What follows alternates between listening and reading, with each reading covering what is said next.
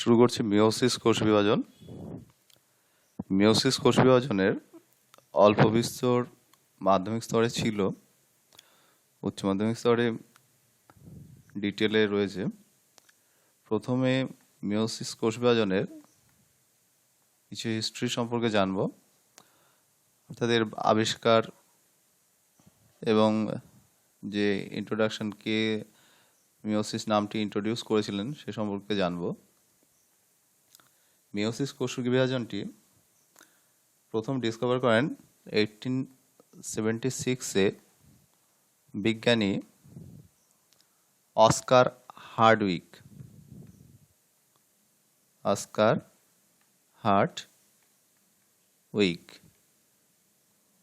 Oscar Hartwig ইনি প্রথম নিষেকটিও লক্ষ্য করেন, নিষেক প্রক্রিয়াটিও, ফার্টিলাইজেশন যে প্রসেসটি সেটিও।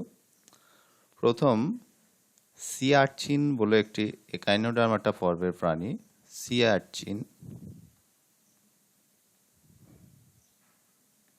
সি আর্চিনের মধ্যে প্রথম তিনি মিওসিস প্রক্রিয়াটি লক্ষ্য করেন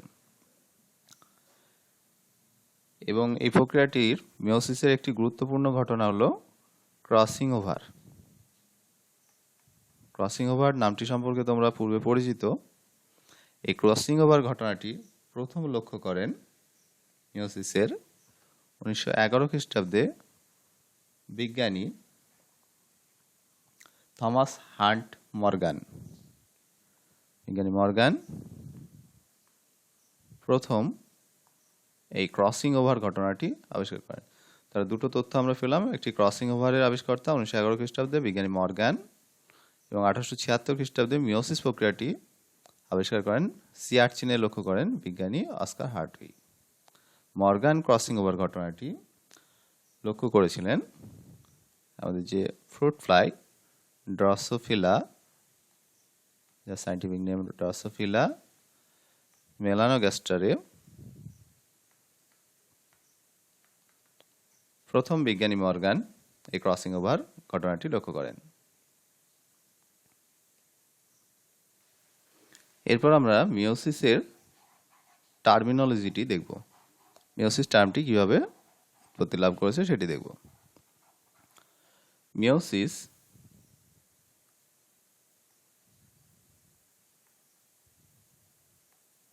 শব্দটি দুটি গ্রিক শব্দ, মিয়ন MEION মিয়ন এবং অপর একটি গ্রিক শব্দ অ্যাসিস এর সমন্বয়ে গঠিত। মিয়ন শব্দের অর্থ হলো টু রিডিউস আর লেসনিং,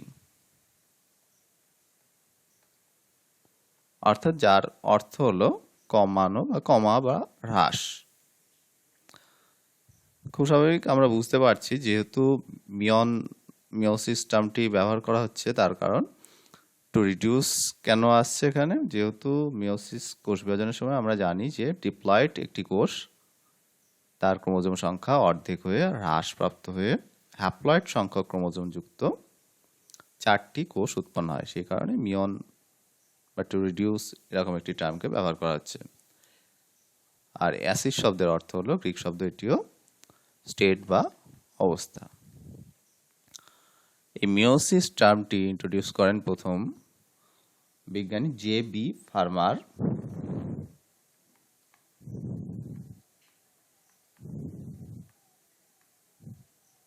এবং অপর একটি বিজ্ঞানী JES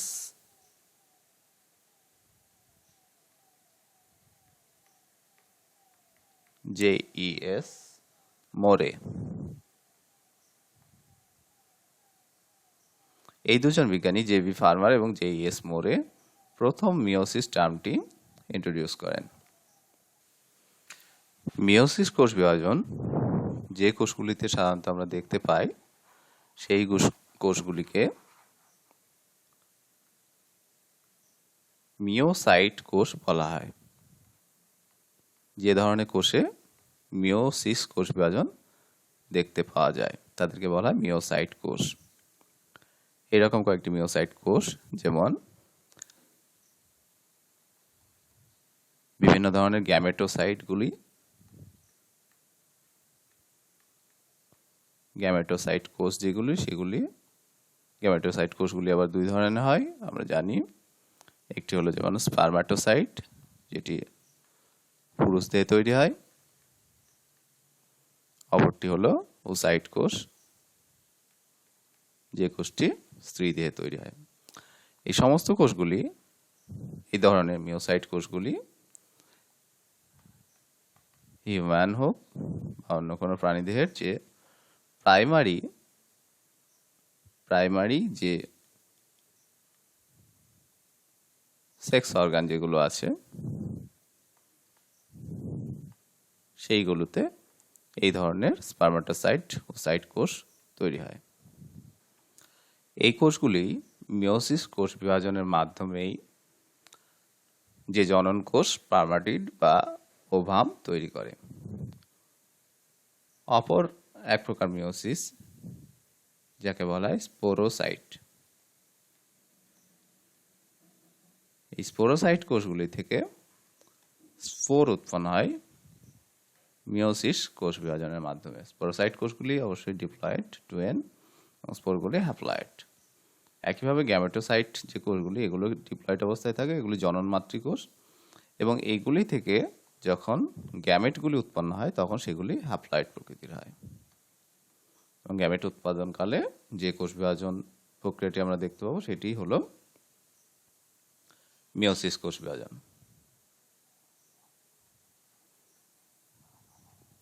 আমরা যদি মিওসিস কোষ বিভাজনের বেসিক যে প্রসেসটি দেখি তাহলে সেটি এইরকম।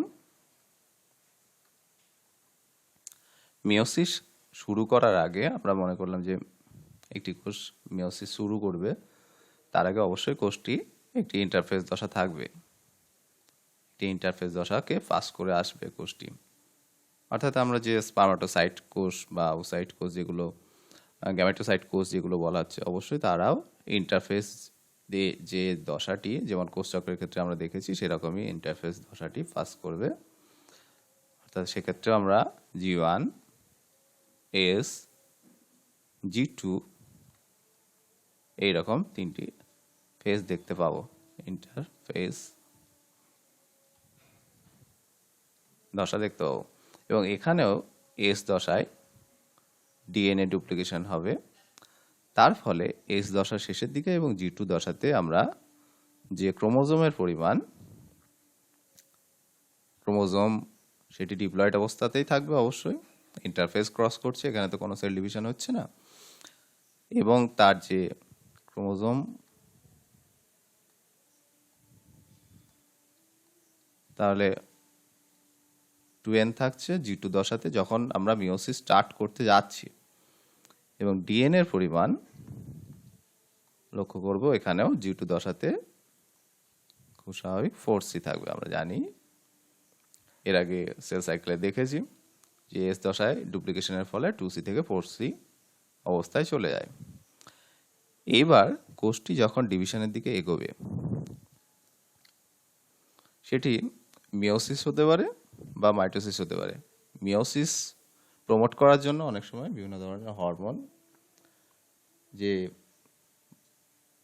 MTF যে ধরনের ফ্যাক্টর যেগুলি আছে তার সঙ্গে বেশ কিছু হরমোনও ইনফ্লুয়েন্স করে সেলটিকে মিওসিস হবার জন্য। সেটি প্রোজেস্টেরন হতে পারে, টেস্টোস্টেরন হতে পারে, এরকম বেশ কিছু হরমোন ইনফ্লুয়েন্স করে।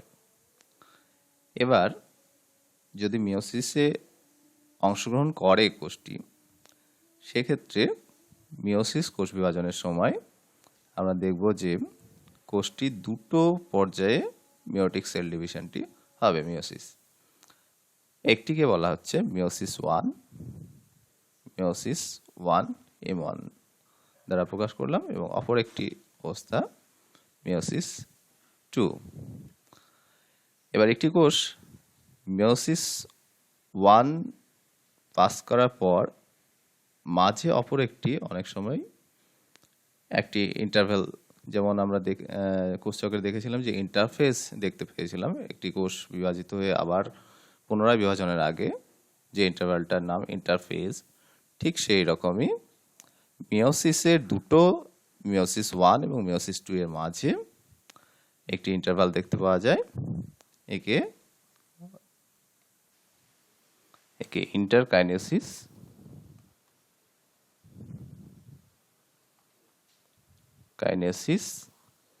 বা ইন্ট্রামিওটিক ইন্টারফেস বলা হয়। ইন্ট্রামিওটিক ইন্টারফেস বলা হয়। তবে এটি খুব স্বল্পস্থায়ী, অল্পক্ষণের জন্য দেখতে পাওয়া যায়। দশাটি ইন্টারফেসের মতো অতটা লং নয় এবং এখানে কোনো রকম যেমন ইন্টারফেসে G1 S G2 এরকম পৃথক দশা দেখতে পাচ্ছি, এখানে কিন্তু কোনো রকম বিশেষ করে এস দশা যেটি ইন্টারকাইনেসিসে এস ফেজ সেটি দেখতে পাওয়া যাবে না। কারণ কি M1 দশাতে প্রবেশ করার আগেই এস দশার মাধ্যমে ডিএনএ ডুপ্লিকেশন হয়েছে এবং এখানে কোনো ডিএনএ ডুপ্লিকেশনের ব্যাপার থাকে না।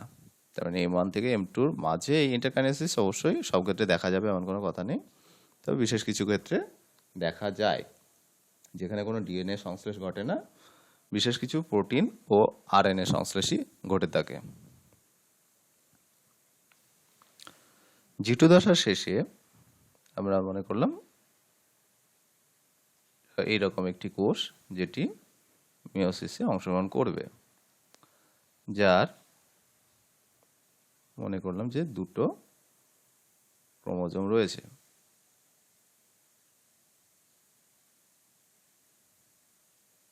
দুটো এরকম ডিপ্লয়েড অবশ্যই। তাহলে G2 দশা যখন M1 এ প্রবেশ করছে তখন কোষটি ডিপ্লয়েড অবস্থায় আছে, 2n সংখ্যক ক্রোমোজোম এবং 4C এর ডিএনএর পরিমাণ।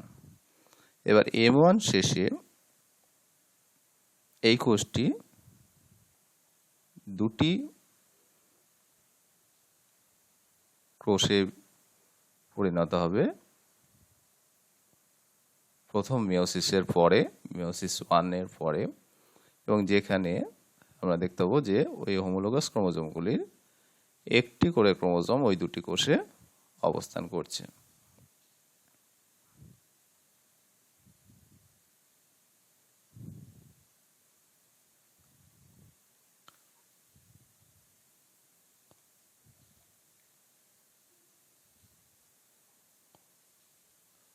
এইরূপে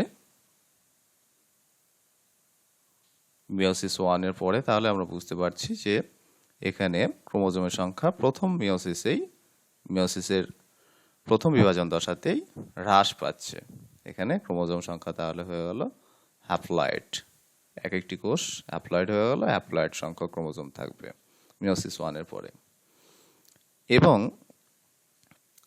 প্রতিটি ক্রোমোজোম দেখতে পাচ্ছি আমরা ডায়াড অবস্থায় আছে এবং অর্থাৎ সেন্ট্রোমিয়ারে দুটো ক্রোমাটিড যুক্ত আছে এবং প্রতিটি একটি করে ডিএনএ রয়েছে। তাহলে এক্ষেত্রে যে ডিএনএর পরিমাণ সেটি 2C হয়ে গেল। কারণ কি n সংখ্যক ক্রোমোজোম এবং প্রতিটিতে ক্রোমোজোমে দুটো করে ক্রোমাটিড থাকছে এবং ক্রোমাটিডগুলি স্বাভাবিক একটি করে ডিএনএ বহন করবে। তাহলে মিওসিস 1 এর পরে আমরা বুঝতে পারছি যে ক্রোমোজোম যেটি 2n থেকে n সংখ্যক হবে এবং ডিএনএর পরিমাণ 4C থেকে 2C পরিমাণ হবে।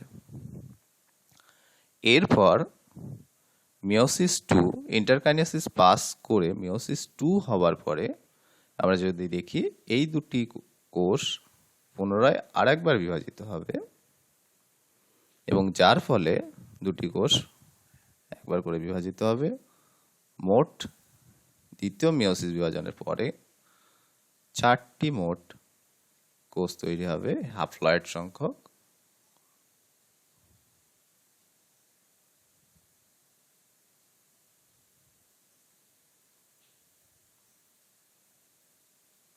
এবং প্রতিটি কোষের ক্রোমোজোমের ক্রোমাটিড কিন্তু মোনাড অবস্থায় চলে আসবে। যদিও ক্রোমোজোমের সংখ্যা পরিবর্তন হলো না, কিন্তু ক্রোমোজোম মোনাড অবস্থায়, যেমন মাইটোসিসের ক্ষেত্রে হয়, মোনাড অবস্থায় চলে আসলো। তাহলে এই রূপে যে আলটিমেট যে 4টে কোষ আমরা মিওসিসের মাধ্যমে পেলাম তার প্রতিটিতে ক্রোমোজোম সংখ্যা এই অবস্থায় আমরা বুঝতেই পারছি ক্রোমোজোম সংখ্যার কোনো পরিবর্তন হলো না, n সংখ্যক ক্রোমোজোম, কিন্তু ডিএনএর পরিমাণ এখানে 2C থেকে, যেহেতু ক্রোমাটিড একটি করে অবস্থান করছে, 2C থেকে C পরিমাণ হয়ে গেল। তাহলে বিষয়টিকে আমরা প্রথম থেকে যদি দেখি, কোনো মিওসাইট কোষ ইন্টারফেস দশার মাধ্যমে G1 SG2 অতিক্রম করার পর S দশায় যেহেতু ডুপ্লিকেশন হয়েছে, তাই S দশার পরে G2 দশা ক্রস করে যখন কোষটি মাইটোসিসের M1 দশায় প্রবেশ করছে, তখন তাতে উপস্থিত ক্রোমোজোম ডিপ্লয়েড অবস্থায় আছে এবং ডিএনএর পরিমাণ 4C পরিমাণ আছে। এবং ফার্স্ট মিওটিক ফেজ পাস করার পর আমরা যখন দুটো কোষ পাচ্ছি, তাতে ক্রোমোজোম হ্যাপ্লয়েড অবস্থায় আছে, ক্রোমোজোমে দুটি করে ক্রোমাটিড আছে, অর্থাৎ এরা ডায়াড অবস্থায় আছে, এবং দুটো ক্রোমাটিড থাকলে খুব স্বাভাবিক প্রতিটিতে ডিএনএ দ্বিগুণ পরিমাণে আছে এবং 2C পরিমাণ ডিএনএ আছে। এই যে ফার্স্ট মিওটিক ডিভিশন, এখানে যেহেতু কোষটির ক্রোমোজোম সংখ্যা অর্ধেক হয়ে গেল, তাই এই বিভাজনটিকে হ্রাস বিভাজন বলা হয়, যেহেতু ক্রোমোজোম সংখ্যা কমছে। ইংরেজিতে একে হেটেরোটাইপিক ডিভিশন বলা হয়।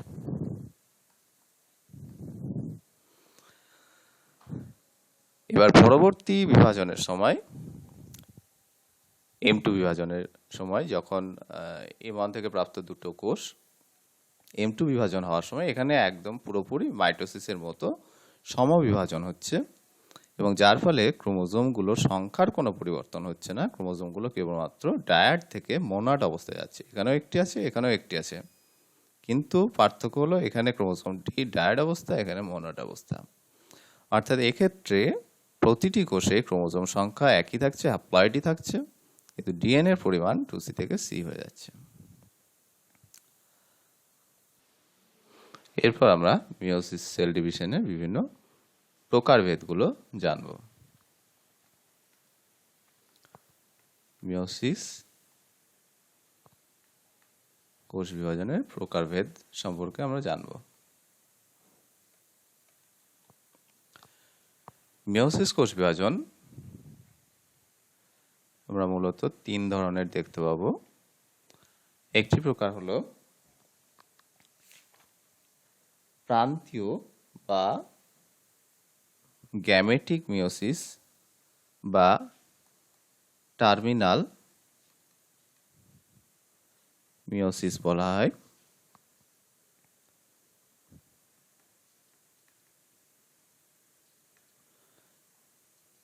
এটাকে প্রান্তীয় মিওসিসও বলা হয় বা গ্যামেটিক মিওসিসও বলা হয়।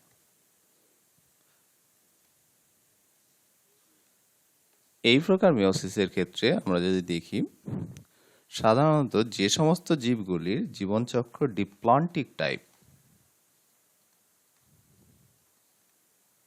ডিপ্লন্টিক জীবনচক্র যাদের ক্ষেত্রে দেখা যায়, তাদের ক্ষেত্রে এইরকম টার্মিনাল মিওসিস বা প্রান্তীয় গ্যামেটিক মিওসিস দেখা যাবে।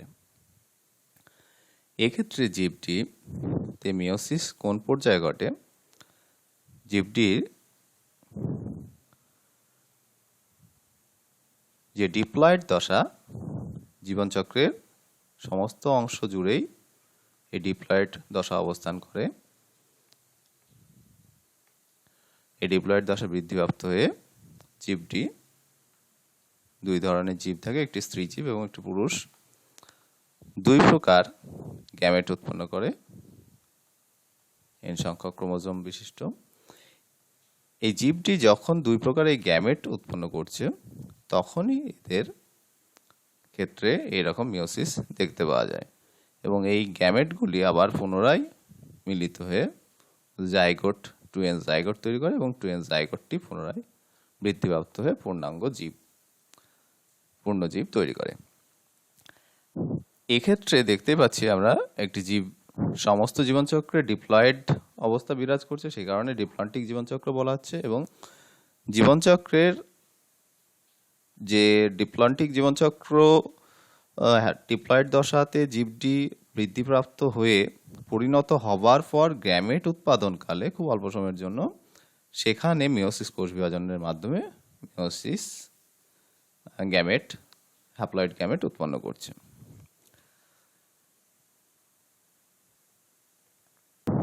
মোটামুটি সমস্ত ধরনের প্রাণীতে এবং কিছু নিম্ন শ্রেণীর শৈবালে এই প্রকার মিওসিস দেখতে পাওয়া যায়।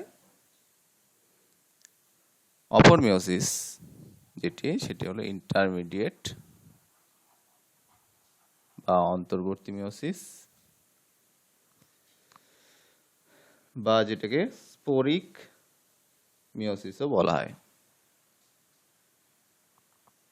অন্তর্বর্তী বা স্পোরিক বা ইন্টারমিডিয়েট মিওসিস। এই মিওসিস প্রক্রিয়াটির মাধ্যমে আমরা আবার ডিপ্লয়েড অবস্থা থেকে শুরু করছি। আচ্ছা, প্রথমে বলে রাখি স্পোরিক মিওসিস ডিপ্লোহ্যাপ্লন্টিক টাইপ জীবনচক্র যাদের আছে, ডিপ্লোহ্যাপ্লন্টিক জীবনচক্র যে সমস্ত জীবের আছে তাদের ক্ষেত্রে দেখতে পাওয়া যায়। অর্থাৎ আমরা যে যৌনক্রম দেখতে পাই যে সমস্ত জীবগুলোর, যেমন মস, ফার্ন, এদের ক্ষেত্রে স্পোরিক মিওসিস দেখতে পাওয়া যায়। মস, ফার্ন এই জাতীয় উদ্ভিদের ক্ষেত্রে এদের যে টুয়েন দশা বৃদ্ধিপ্রাপ্ত হয়, বৃদ্ধিপ্রাপ্ত হয়ে যে উদ্ভিদটি তৈরি করে তাকে বলা হয় রেণুধর উদ্ভিদ। এবং এই রেণুধর উদ্ভিদ মিওসিস কোষ বিভাজনের মাধ্যমে, রেণুধর উদ্ভিদের স্পোরোসাইট সেল থাকে এবং সেই স্পোরোসাইট সেল দুই ধরনের স্পোর উৎপন্ন করে। এবার স্পোরগুলি উৎপাদনের সময় এই জায়গার যে মিওসিসটি হচ্ছে এটি হলো ওই ইন্টারমিডিয়েট বা স্পোরিক মিওসিস। এগুলি হলো স্পোর বা রেণু। এই রেণুগুলি আবার বৃদ্ধিপ্রাপ্ত হয়, বৃদ্ধিপ্রাপ্ত হয়ে দুই প্রকারের উদ্ভিদ তৈরি করে যাদেরকে লিঙ্গধর উদ্ভিদ বলা হয়। এবং লিঙ্গধর উদ্ভিদের গ্যামেট উৎপাদন হয় মাইটোসিস প্রক্রিয়ায়। এরা যখন লিঙ্গধর উদ্ভিদটি পরিণত হবার পর যখন গ্যামেট উৎপন্ন করে সেগুলি মাইটোসিস প্রক্রিয়া, তার ফলে এন সংখ্যকই থাকে এবং এই গ্যামেটগুলি পুনরায় মিলিত হয়ে আবার একটি ডিপ্লয়েড জীব উৎপন্ন করে, যেটি আবার রেণুধর জীব। তাহলে এদের ক্ষেত্রে দেখতে পাওয়া যাচ্ছে যে ডিপ্লয়েড জীবনচক্রে ডিপ্লয়েড দশাও দেখা যাচ্ছে এবং একটা অবস্থা হ্যাপ্লয়েড অবস্থাও দেখা যাচ্ছে। এই প্রকার যে এদের জীবনচক্রের মাঝামাঝি জায়গায়, ডিপ্লয়েড হ্যাপ্লয়েড অবস্থার মাঝামাঝি জায়গায় রেণুধর উদ্ভিদটি থেকে যখন রেণু স্পোর উৎপন্ন হচ্ছে, সেই স্পোরের যে মিওসিস কোষ বিভাজনের মাধ্যমে স্পোর উৎপাদনটা, সেই মিওসিসটিকে স্পোরিক মিওসিস বা ইন্টারমিডিয়েট মিওসিস বা অন্তর্বর্তী মিওসিস বলা হচ্ছে। অপর একটি মিওসিস দেখবো আমরা এরপর, যে মিওসিস প্রক্রিয়াটি লাস্ট বলা হয় প্রারম্ভিক মিওসিস বা জাইগোটিক মিওসিস। জাইগোটিক অথবা প্রারম্ভিক, বা যাকে ইনিশিয়াল মিওসিস বলা হয়। এই ইনিশিয়াল মিওসিস প্রক্রিয়ায় জীবটি কেবলমাত্র হ্যাপ্লন্টিক জীবনচক্র দেখা যায়। এদের ক্ষেত্রে হ্যাপ্লন্টিক টাইপ জীবনচক্র দেখতে পাবো আমরা।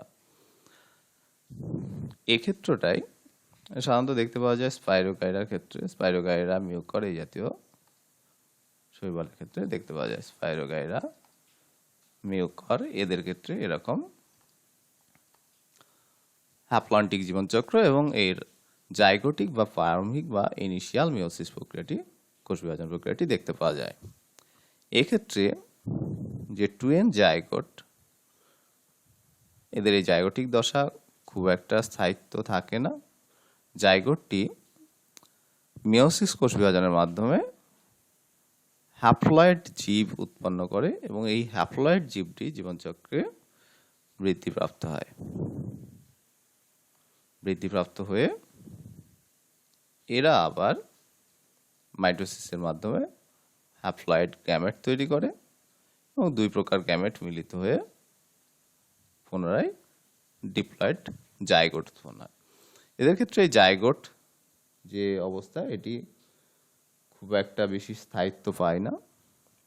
এদের এই রকম জায়গায় যে জাইগোট থেকে মিওসিস হচ্ছে, জাইগোট বা অ্যাকচুয়ালি জাইগোস্পোর বলা হয়, এই জাইগোটের যে মিওসিসটি এটিকেই বলা হচ্ছে জাইগোটিক মিওসিস বা ইনিশিয়াল মিওসিস। মিওসিস কোষ বিভাজনের প্রথম অংশটি এখানে শেষ করছি। দ্বিতীয় অংশটিতে মিওসিসের কোষ বিভাজনের যে পদ্ধতি সেটি সম্পর্কে আলোচনা করব।